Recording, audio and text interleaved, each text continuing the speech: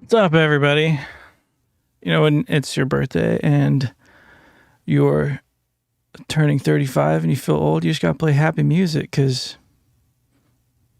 so you don't feel like total dirt. Got a few people in here. Hey, real quick in the chat, let me know if you can hear me and if you can hear Pro Tools. Can you hear me talking while Pro Tools is playing? That's the question. Here's what's going on in Pro Tools. Happy birthday. Thanks, guys. Matt, Capsule to Cone. What's up, dude? All good. I can hear you and the tools. Well, I am kind of a tool, so that's good. Can you hear the music, though? I'm here all day, folks. Happy birthday. May you be blessed with many more. Thanks, man. I appreciate that. I had some time today. Last week was a crazy week of sessions, and I'm actually trying something at the end of this video. I figured we'd hang out for about an hour, and I saw there was a live stream redirect, so I have a video coming out at 12:30, and I know it's been a month since I put a video out, between working on the studio and doing all like the sessions have been crazy. They've been fun, but it's been so busy. I actually have somebody starting to edit videos for me. We'll see how that works out. I just handed over the first couple, and we'll see if that works. Because if that's the case, man, I could be pushing out a lot more content. So we'll see what happens there. But I had some time today. Sessions were kind of calming down. A lot of my first mixes that I sent to people got approved, so I kind of don't have as busy of a day as I thought. So I wanted to hang out on a live stream for my birthday with my big water jug and just see what's up. As with most of my live streams, I don't have anything I really want to talk about. I got a session pulled up that we could kind of play with, but I figured ask questions, man. Some of the stuff you guys ask every once in a while is a blast, and we get into some good discussion. So let's go. But this session. Let me switch this camera over. This was a fun one. Very, like, kind of, I don't know if reggae is the right word here. More like island jams, I suppose. But this is kind of like generally mixed, and it's one that we can talk about. So if you guys want, let's go. How do you combat ear fatigue? I listen very, very quiet. I'm actually listening to the speakers here in the room right now. I wonder if I could actually turn the Pro Tools feed off and then play. I'm curious if you guys could even hear this. So the Pro Tools feed going through OBS is off. And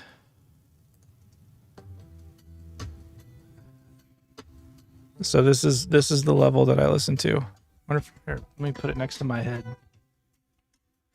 Pointing at a speaker. Pretty quiet. Turn Pro Tools back on. Interesting to see if you heard anything there.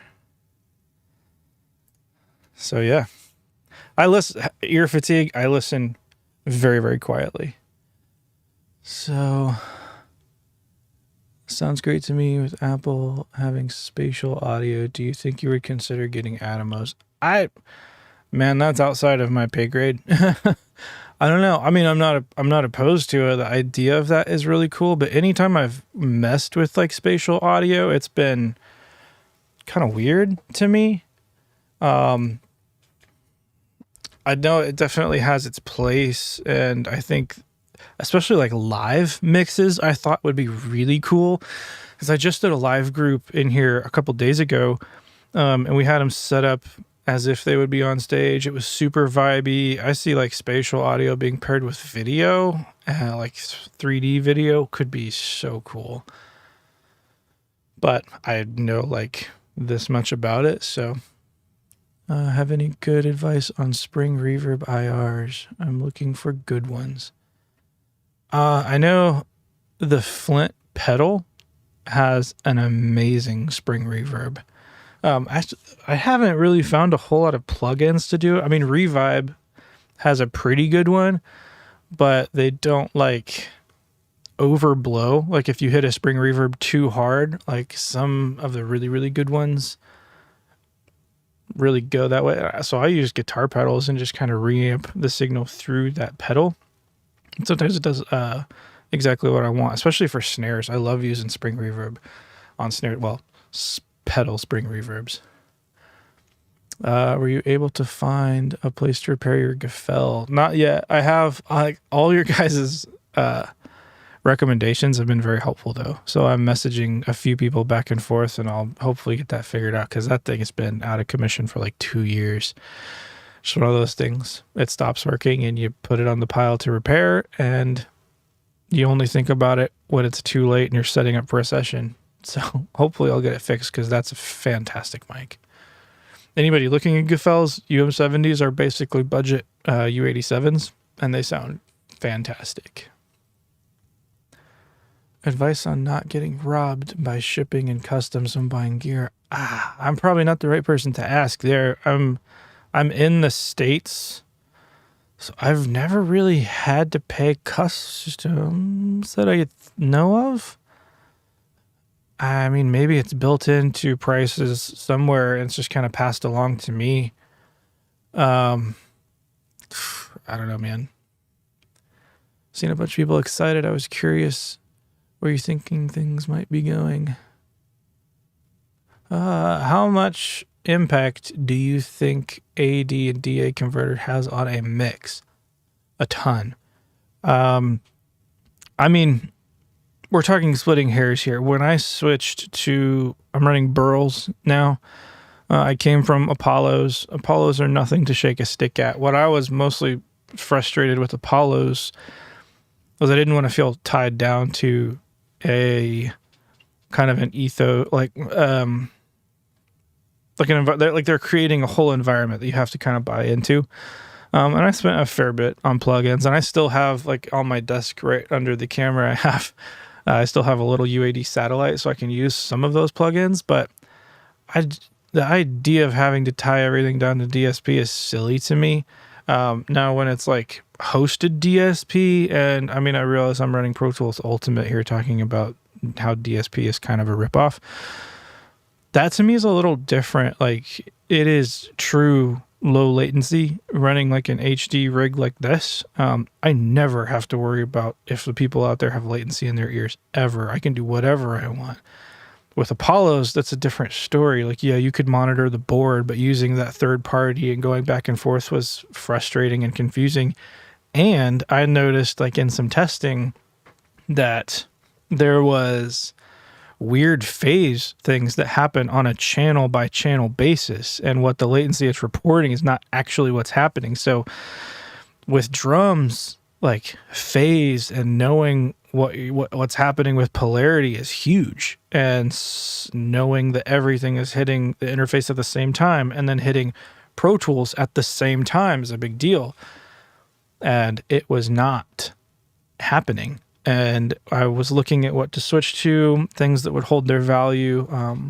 Burl, I got a great deal on this stuff. I mean, it's not for everyone. Let's be real. It's expensive. But what I did notice when going to that stuff was how the low mids were clearer than anything I'd ever experienced before. I mean, it's so much easier to mix that like 200 to 500 area. I mean, even in my drums, listen, like, and this is, you can see what's going on here. Am I on the Pro Tools screen? No. So check out these drums. I mean, I have a couple little analog channels doing a little bit, and like, I'm generally EQing things, doing low roll offs. Like, there's my EQ on the snare. I have a multiband, just kind of doing like the gating trick, just cutting the high end when it's not attacking. But I mean, there's not much happening here, but listen to the clarity of these drums.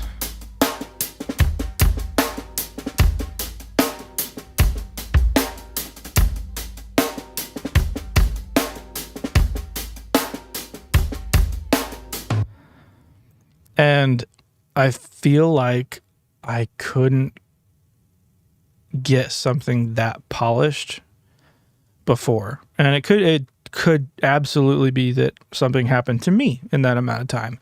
I don't want to put all that on the AD converters, but the thing that I noticed wasn't really the converters themselves and what they're doing for the sound, although that it's awesome. I love what those things do to the sound. They have their own sound. The burls have a sound.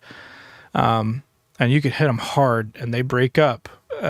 But the other things it was doing for me, how easy it was to get things to line up exactly the way I wanted to. Everything was so predictable, where Apollo, you always feel like it's doing something under the hood and you're not quite sure what's happening. And that's just me. I know great records are made on Apollos. I made records that I'm super proud of on Apollos. It's just for me. I switched. That was a long rant for an easy question. Sorry. Oh, I guess you guys couldn't see any of those plugin windows that I was clicking because it was on the other monitor. But to show you what I was doing with some of these drums, like it's mostly just low passes. There's a little bit of McDSP stuff going on. So, I mean, there's nothing groundbreaking here. I'm crushing it with the Billy Decker. I love this thing. Listen to this. Ignore the sound volume difference, but that's my favorite drum plugin right there. Fantastic. Is the SM7B the ultimate mic? Man, I don't know. I don't think so. I think it's a cool mic. It's the one I grab for live streams because everything is set up on the studio side still. So if that tells you something, it's not set up in the studio. That's what I'm using to talk on right now. So yes, in certain situations, no in others. Studio catches on fire, hard drive's in one hand. What do you grab in your other hand on the way out? Oh.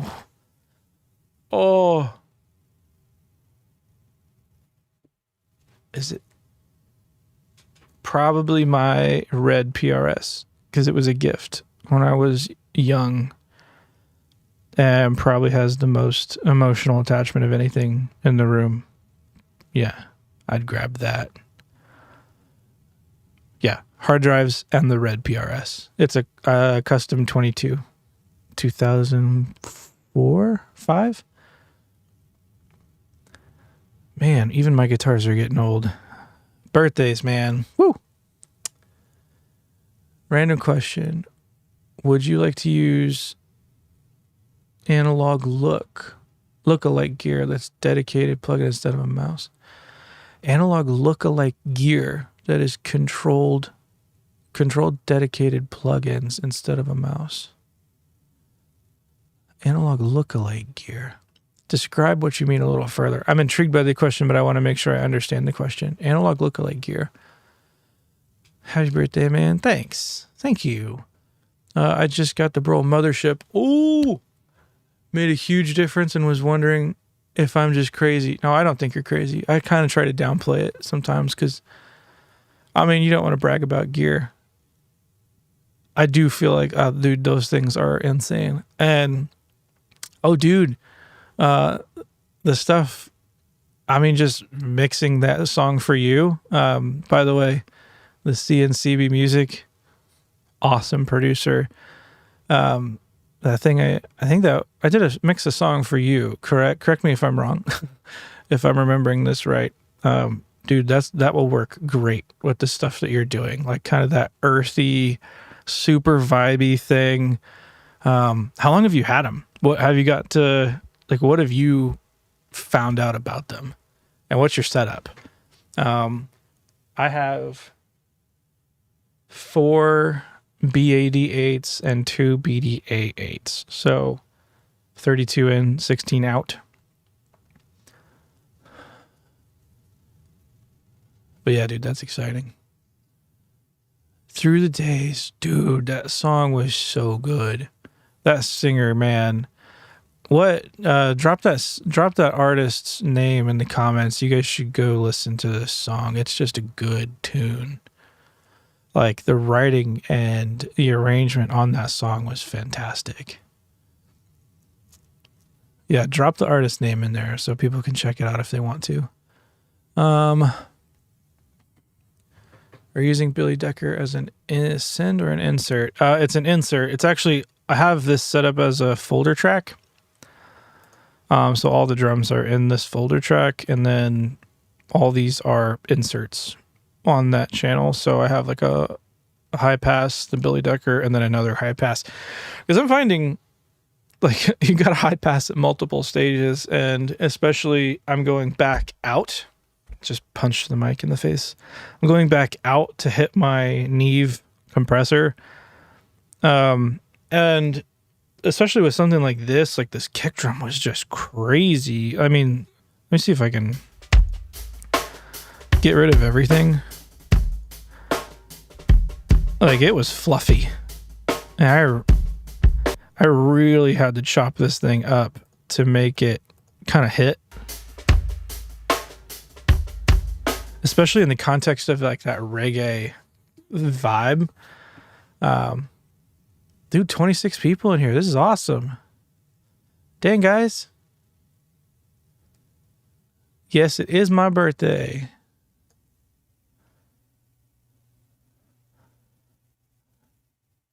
Oh, man, I'm going to butcher this name. Sholom Mordecai Benstein, I believe. Through the Days. Check that out. Cool tune. I got to work on that. That was fun. Thanks for looping me in on that one, man. That was a lot of fun.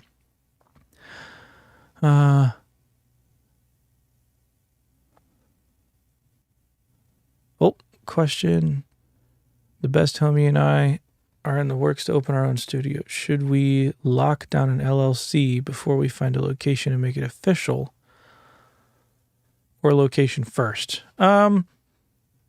I mean, it depends where you are. I know you have to be like legally, at least where I am, I had to be legally set up to be recognized as a business and be able to operate as a business in my state. So whatever that means for you, if that means actually forming an LLC, you could be a sole proprietorship. You could, I mean, whatever works for you, or in this case, it could be a partnership. But getting a business license through, I mean, I'm making the assumption you're in the States. I had to get an actual business license through my state, which means I end up paying like personal property taxes because I own the location, all these other things. But that starts with actually becoming a business entity. And so, yeah, I mean, get that stuff done soon. I'm not sure you have to do it first, but I mean, it's so easy. Why not just do it? Because a lot of issues can happen if you don't and you forget. So I would say do it just to get your ducks in a row. If you could buy yourself a birthday gift for the studio, what would you buy? No budget limit. Woo! Oh, no budget.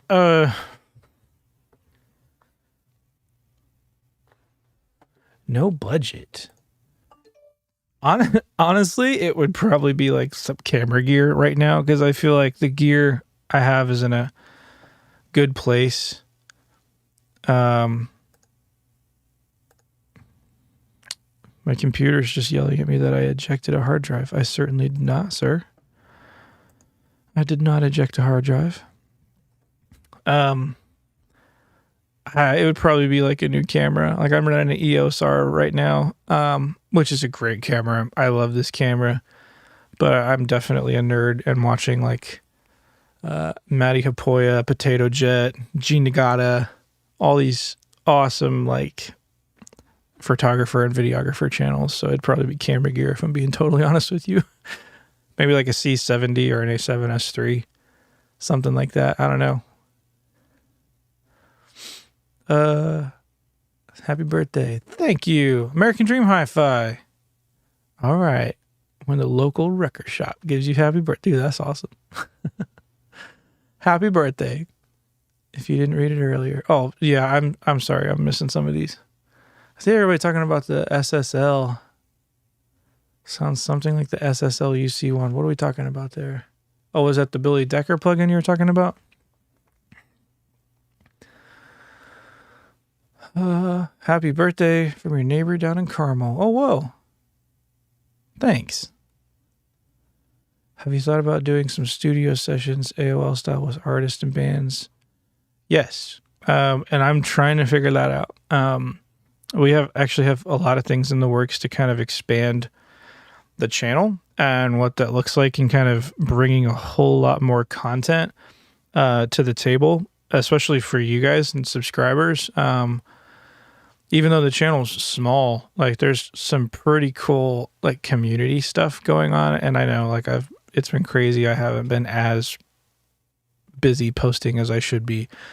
But there's a lot happening behind the scenes. Like other people are starting to get involved, and we're having a lot of really interesting conversations. And I don't want to put too much of it out because, I mean, you don't want to promise something and it never happens, but there's a whole lot of really cool ideas being tossed around, incorporating artists and being able to kind of provide you guys with some files to maybe play with, to having a look under the hood on some songs that otherwise we really wouldn't be able to do, kind of securing the rights to be able to show you the songs that we actually work on, like from start to finish, because it's always an issue when we share artists' material on YouTube. It's a risk that a lot of people just can't afford to take, especially when your channel's small. So we're working really, really hard to do it legally, to do it right, and to benefit the artist. Because, I mean, I work with a lot of independent artists, and we're trying to find a way to monetize and bring visibility to those artists that we work with. In exchange, we can use this stuff, to show you guys more stuff under the hood. So yeah, a lot of stuff coming down the pike. Stay tuned there. Have you BDA 8, BDA 4? Oh, okay. Lug Digital 8.4, so you're running 12 and 8 out. Because I'm mixing the box with Plugin Alliance. Yep. So my only outputs are for the Focal MM Tone cubes, as well as the Strymon Blue Sky pedal. Ooh. Dude, it's gonna be interesting to have like your first full band thing on there, and see if you agree with me on like the low mids thing. See what you think about that. It just seems so much easier with these to lock in the low end. I mean, you can still get out of hand, but it's just generally so much easier to control things. This session had a ton of guitars, and this guitar player is sick.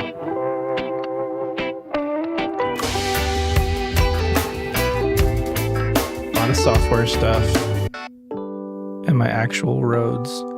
That is the one thing I feel like software cannot touch, is an actual Rhodes.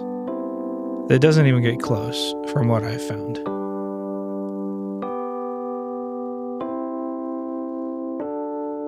But we definitely use software for like some clav, keys, some brass, and of course B3. You gotta have an organ. What's this guy? Oh, yeah. Doubling the melody line there.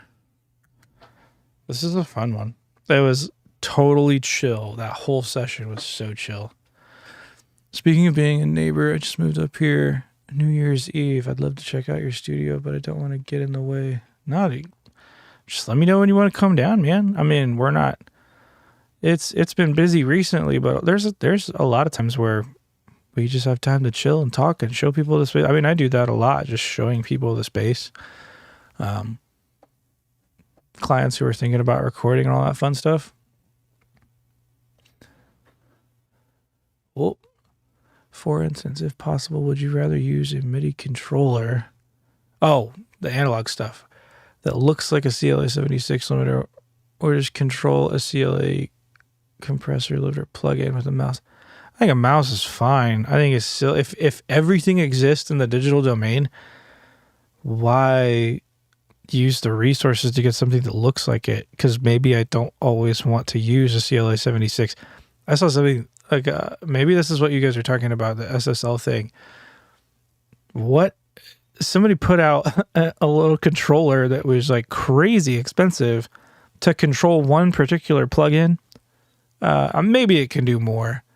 But I think it was SSL actually, like for their channel strip, and they put out a controller so you can actually twist the knobs on this thing and it controls the plugin. It just seems so wasteful to me. I mean, sure, if you come from a world of fiddling with knobs, maybe that's exactly what you need to get into headspace, but man, it just seems weird to me. When you first got started, was recording drums the most difficult part of your process? Did you record drums somewhere else and do everything else at home? Yeah, I did. I lived in Anderson when I was like first starting on my own. So I would go rent, Anderson, Indiana. I would go rent Gaither Studios, which is a really, really big studio in Anderson, like the Gaithers, Southern gospel music. But this is a facility. Like, this is huge. And I would rent that space and record drums. And a lot of times I would hire another engineer to do it, because when else are you going to learn? So I did that for a long time. Figured out what I liked, what I didn't like. Doing that, you get to play with mics that are so far out of any possible budget I would have ever had. And they have like 10 of them, just stupid gear that at the time I didn't appreciate. We're working on an API legacy. There was tube tech everywhere.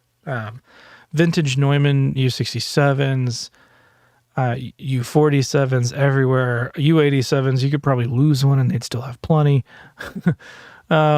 Just an amazing selection of gear.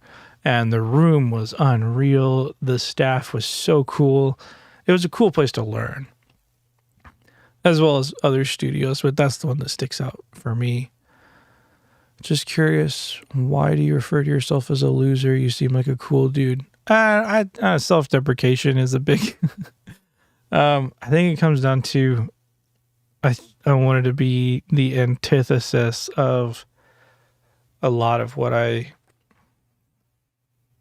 First off, thank you for saying I'm cool. That's definitely an eye of the beholder thing. But I think I wanted to be the opposite of a lot of what I saw on YouTube, because it was so hard to relate to. I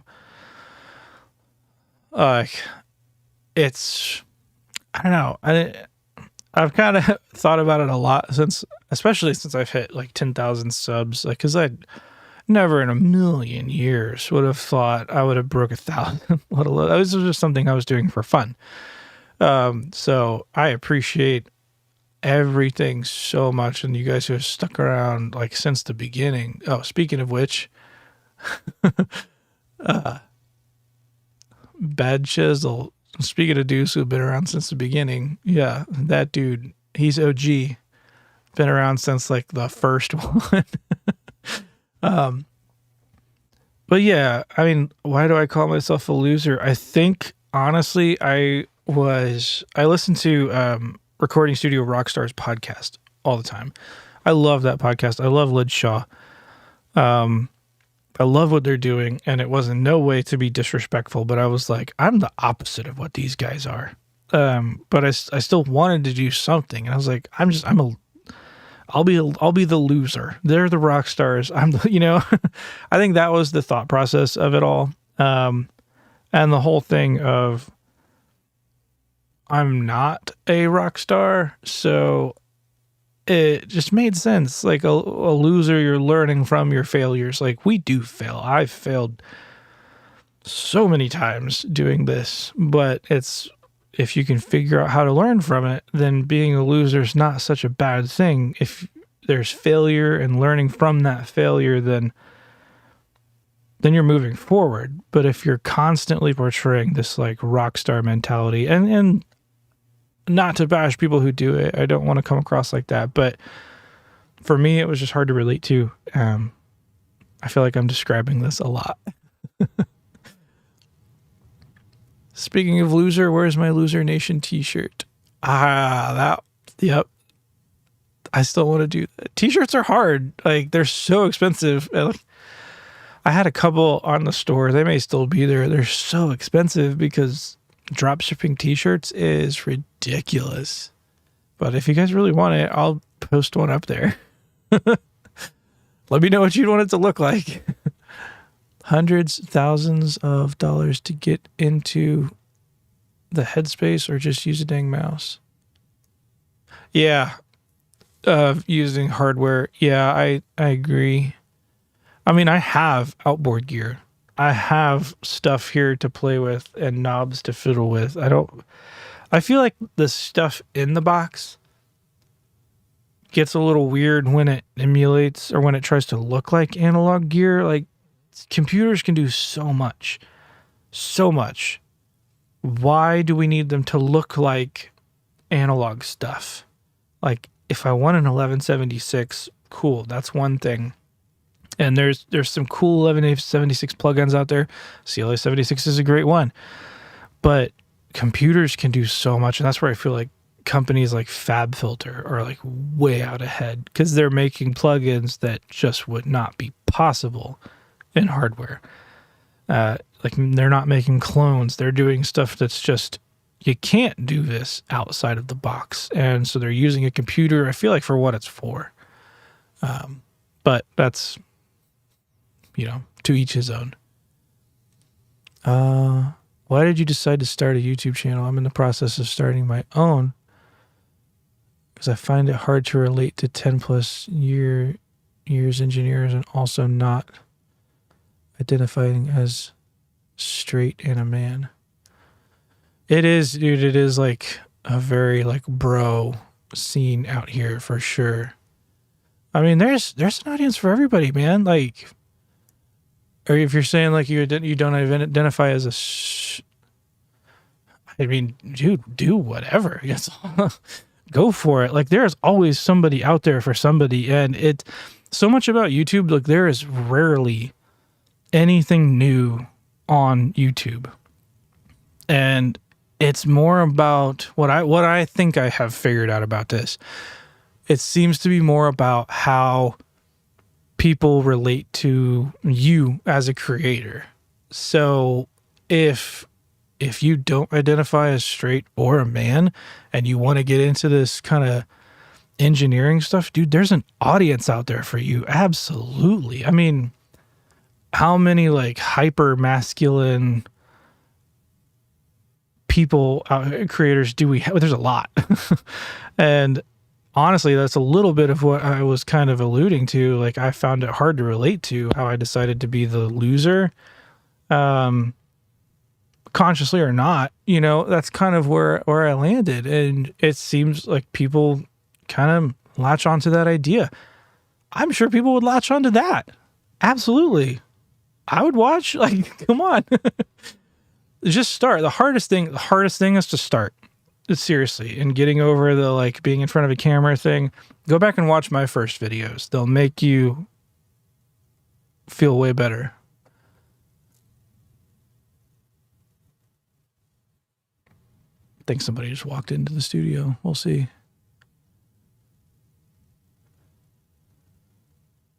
I like how the free stuff with Reaper just looks like a Windows 98 pop-up box. Reaper's no slouch, though. Anyway, I hope that makes sense about the YouTube thing. Go for it. Just start. The hardest thing is just starting.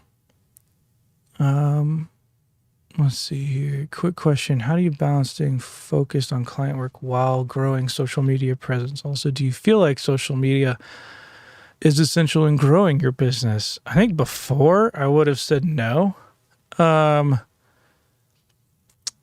I've definitely found like client stuff comes first. YouTube's my main social media, right? And I don't even know that it fits into kind of the other aspects of social media because I'm on Instagram, I'm on Facebook. I am terrible at it. I don't keep up with it. If you guys follow me, I'm really bad about that, but YouTube is fun. It's kind of different. So it's definitely one of those things you can prepare for, and you can make a whole lot of videos beforehand. And if you have the time to edit them, awesome. This is definitely getting into the weeds of it, but like in this last month, it's just been crazy slammed here, and I have focused on clients, and that's what needs to come first. Like, yeah, YouTube is fun. YouTube is awesome. I love doing this, but until it really becomes a substantial amount of income for me, I have to put clients first. I would love nothing more than to see that kind of flip on its head and be able to take clients, whenever I want to, and take the type of client that I want to. And I did even more so than I do now. So it's a balance for sure. I'm not perfect at it. I'm still learning it, but yeah. Most high-end DAWs look like Logic Pro and Pro Tools. They have a ton of great things about them right out of the gate. Oh yeah. Yeah, I don't think there's one DAW that's any better than the other. If I were doing it again, I'd probably pick a free one. I edit all my videos on DaVinci, which is free. Kind of like the Reaper of the video world, maybe. So, can you please do a collab video with Colt Caparoon? I feel like you are both actually giving new real advice. Dude, I love his channel. Somebody reach out to him for me. I always feel weird. Like, especially somebody like him who has so many more subscribers than me. I feel like it would almost be disingenuous for me to go, hey, bro, you want to do something? That feels shady. Happy birthday. Thank you. What's your approach to sound design? Do you ever sit down and figure out new sounds? Or do you always work off of a song? I need to do it more. I have actually, the other day I sat down and did that. I knew I was doing a session that I was not super prepared for. And honestly, as weird as this sounds, what's getting me into it is K-pop. Please don't make fun of me. There's a group, KDA. Their sound design is unreal. Just the sounds of it. Like, they have a couple songs like Pop Star and more. The arrangements, the sound design, the choices, it's on point. Whether it's your style of music that you decide to listen to or not. Trust me, I never would have thought of myself as listening to this stuff, but that has gotten me into a totally different headspace of sound design and concentrating on things. Because I think when you pair the two, like, and sound design doesn't necessarily have to be all digital, right? That's kind of the natural way I think about it. I think it's the natural way most people think about it. But even taking stuff like that's in a hyper pop genre that I don't typically listen to, you can learn a lot and apply it to any genre, really. So yeah, it's something I should do more. Makes a ton of sense. I appreciate it. In the process of recording my first few videos. Thanks for the pep talk. Yeah, dude, let me know when you have them out. I'd love to see it. Let me know. Feel free to send them to me. Like, go fill out the contact form on the website and drop me a link if you like, when it's private, if you want. Like, I know that was the weirdest thing for me. I had to show it to a few people before I actually made it public, just to be like, am I doing this right? Like, yeah, if you want, send it my way. I wasn't being facetious. I actually like how Reaper plugins look. They're dead easy and work great. Oh yeah, it's so straightforward. I feel like for that reason, it can be a turnoff to some people. But man, when you know what you want to do, stuff laid out like that, and that's what I'm talking about with like plugins that look like analog gear. Why do we do this? Like sometimes you just want to know exactly what you're doing to something. And especially with how many 1176 plugins are reversed in their speed time. Is short attack all the way to the left or right? I mean, and they're not labeled. Like, why do we allow this to happen? It's a computer. Like, I don't know. That's a rant for another time. It is indeed a bro culture, but folks like Sylvia Massey, yeah. Yes, there are a lot of really good, amazing female engineers out there fronting it, but it is like there is a bro hold on the industry for sure. And I mean, that's something I try to put out in front of my daughter a lot. Like there is no reason that she can't do what I'm doing, and I don't ever want her to feel like that. But I mean, you see that side of the industry a lot, conscious or not, and it's something that would be really good for the industry to totally get over. I mean, some people don't care, some people aren't actively negating anyone from the scene, but it does happen and it is out there. So happy birthday, fellow July birthday. It's the best month for a birthday. Let's be real. I appreciate your approach to life and how you seem to... missed it. Scroll up. Oh, where'd it go? Oh, no. Oh, I appreciate your approach to life and how you seem to be so well balanced. I'm glad it looks that way. Your work is contagious, even for a guy who knows nothing about studio work. Oh, Mike. I need to look at the names before I read the comments. How's it going, man? Oh, I appreciate that. I don't know that I'm very well balanced. 2 kids and crazy hours make for sleepless nights, but you gotta love what you do. I love what I do.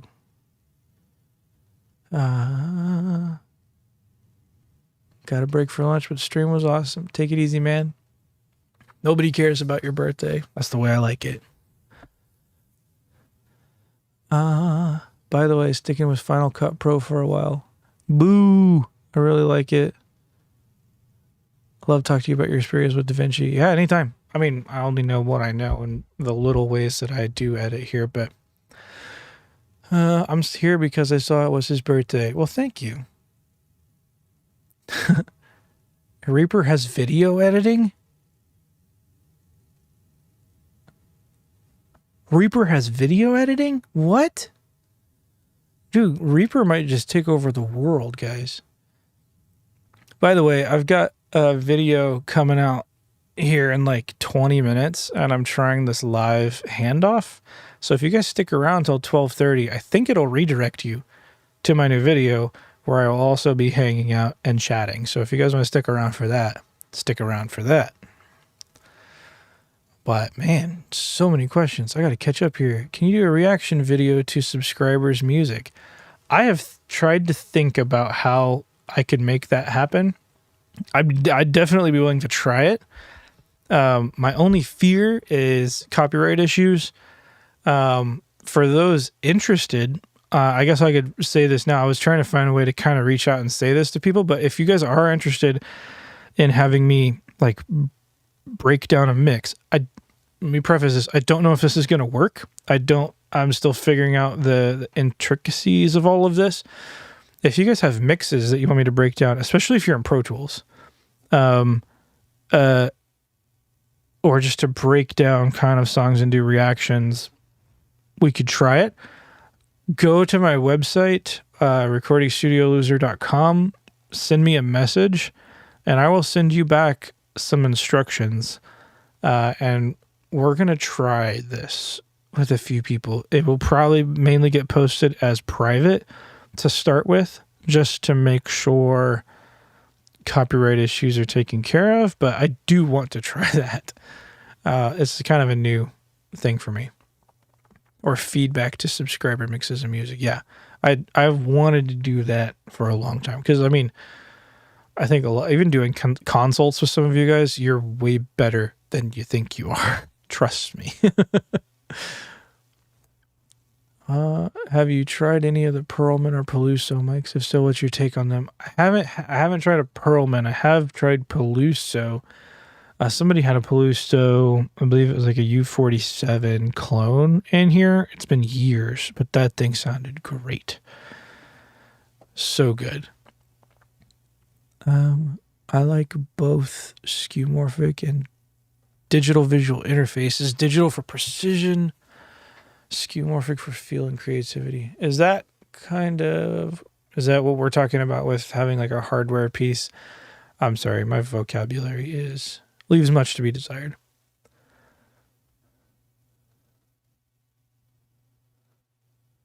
Oh, congrats. What large console do you recommend? What about the SSL Origin or Neve Genesis? Holy cow. That's a budget. Large format. I love API consoles. My dream setup would probably be like a 1608 with a couple sidecars. And then having some Neve channel strips for when I want that. I don't know how much I would dig like a full Neve console. Like I have two 1073s and a 1084. I adore them. But they can get hyper colored where the APIs are fast and they feel modern and they just take drums so well. Not that the 1073s don't. That is so much like a, hey, do you like Coke or Pepsi question, you know? So take that with a grain of salt. Okay, don't judge me. I just noticed that beard. Any advice for not growing a mustache into one's mouth? No, because I eat my mustache every time I have lunch. If you can figure it out, let me know. Because no. I mean, trim it regularly? I don't know. I think you would make millions if you could figure that out. So I've been wanting to do a mic shootout for my Tenderberry sax. Love to see the best mic for Moon Hooch. Too Many Zoos style music. Do you have any ideas? Oh, I don't think I'm familiar with that. I don't think I'm familiar with that stuff. I don't want to pull it up for fear I could get a strike, but you know what? I could play it on my AirPods because there's definitely some like cool tunes out there. And this is a big part of doing mix prep for other people. Like when people come in and set up sessions, I'll get reference tracks all the time. Be like, how do you think they got this sound? So let's pull up some Moon Hooch. I'm listening to number 9.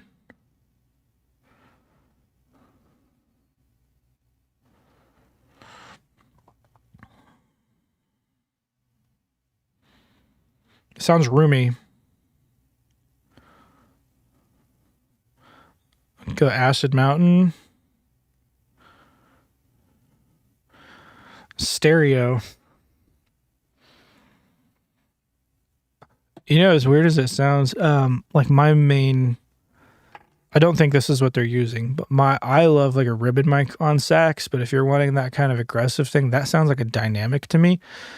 I think you could get it with like an SM7 or like an SM57 even.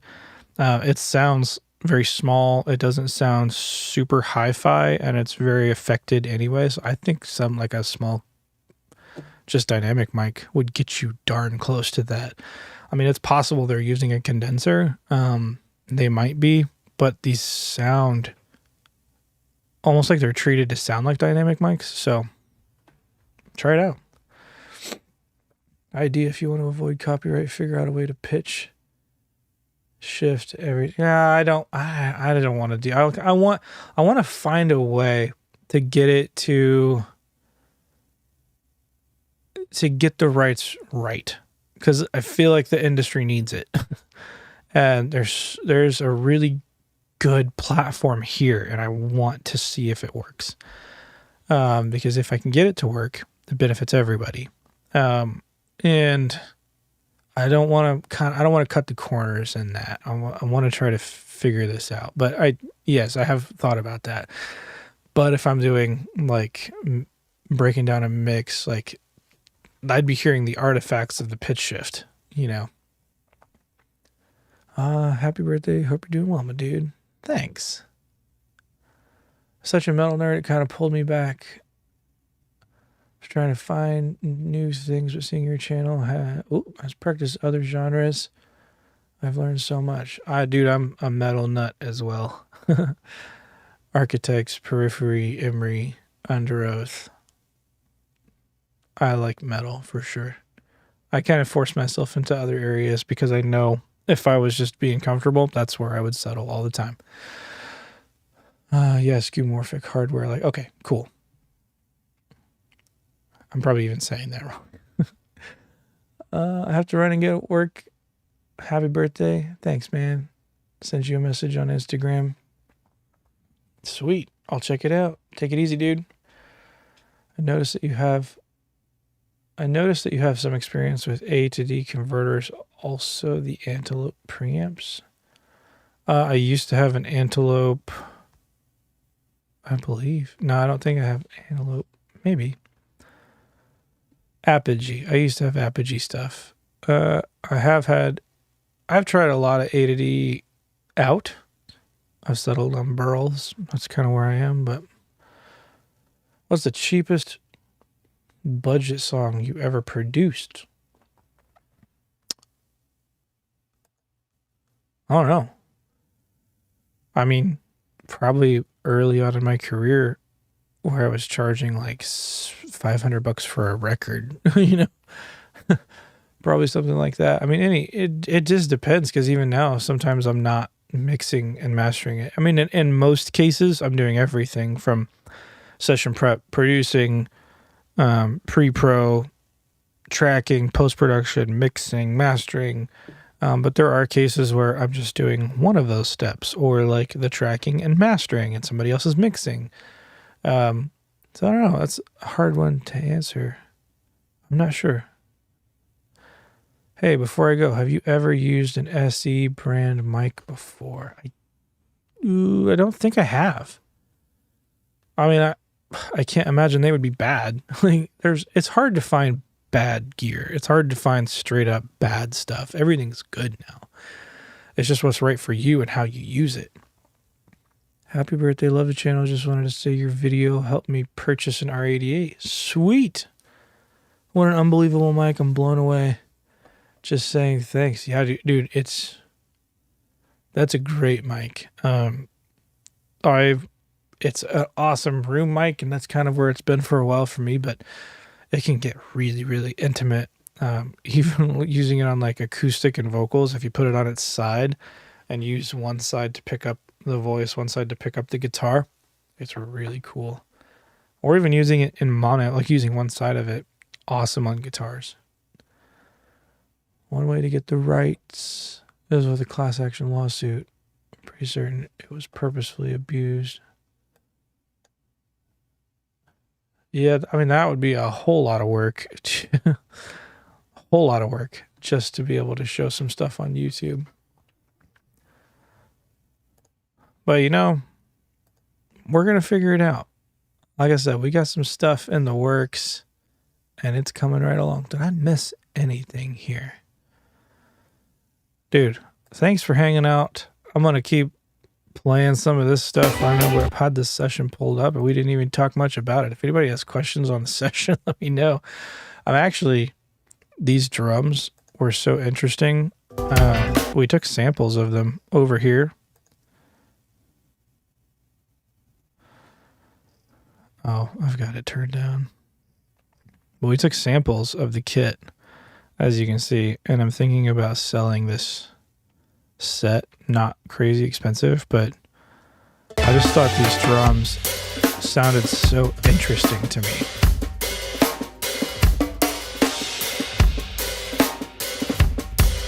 So I think I'm going to be selling those on my website. Let me know if you guys are interested in that.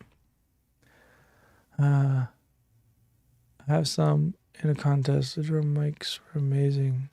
If you're cool, I'd love to bring them up and let you see what you think of them. Sure. Do it.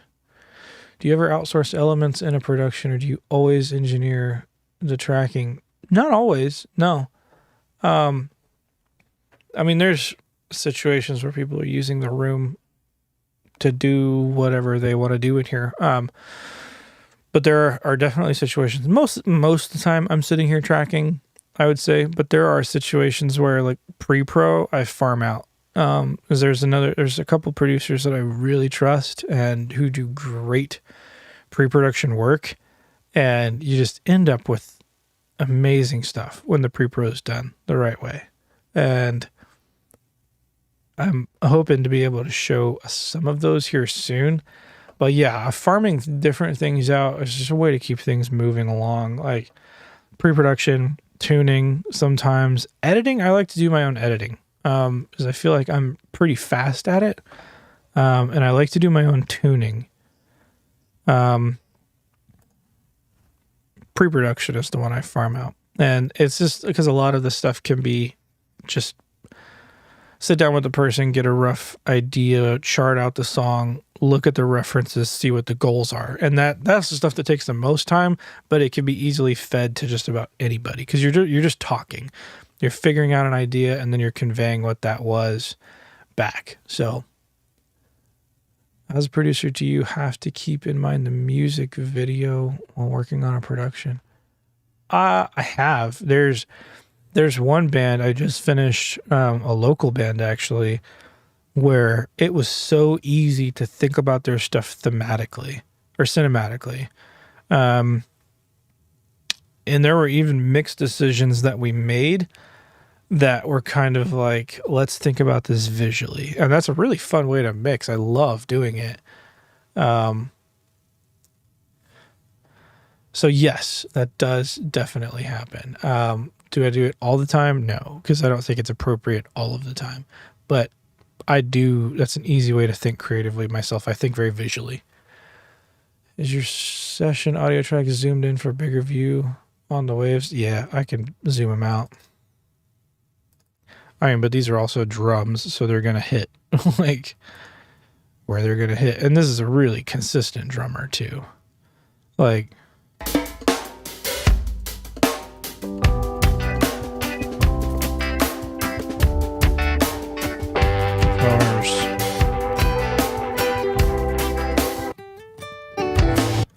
oh, we also recorded like acoustic guitar bongos. We played a suitcase. And we even took my new Soyuz microphone and took some brushes on the case that it came with. So there was a lot. Oh, this Thunder one, check this out. It's a BFSD and we were shaking it in front of the mic. It's cool though. Just a little bit. The shaker, I have to show you the shaker. Give me a second.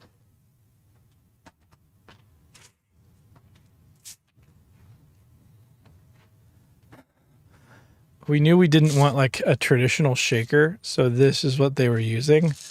It's just a bunch of beads, and he was in there like desperately trying to shake this like it's a puddle of mud in his hand, but it sounds great.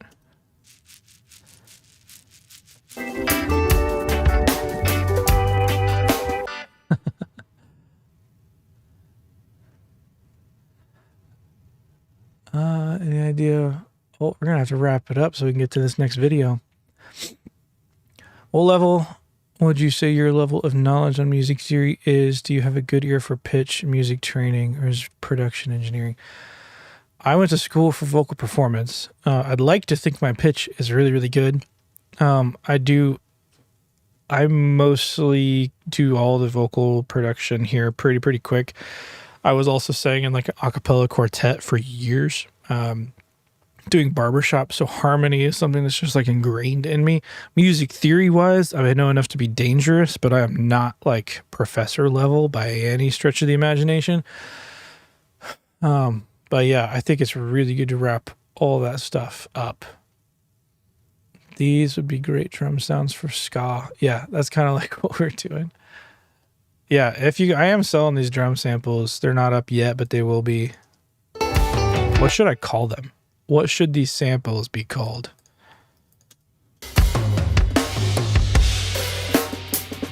Those toms sound insane. Anyway, guys.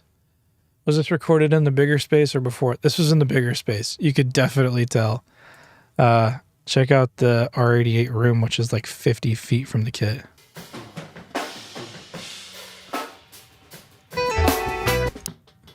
Got to set up a trash mic. Just an absolutely crushed 414. Mono overhead is an R44 that was just demolished. Overheads.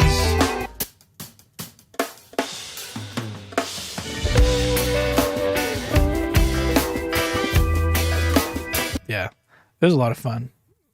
Anyway, guys, thanks for hanging out. This was a blast. I love doing these lives. I really want to do them more often. Thanks for hanging out on my birthday. I'm going to have to end it here because I have a video coming up and I got to go join that chat. Stick in here if you guys, I think you should be redirected right to that video and we can continue the conversation. Anyway, guys, take it easy. Thanks for hanging out on my birthday. I appreciate it. See you guys later.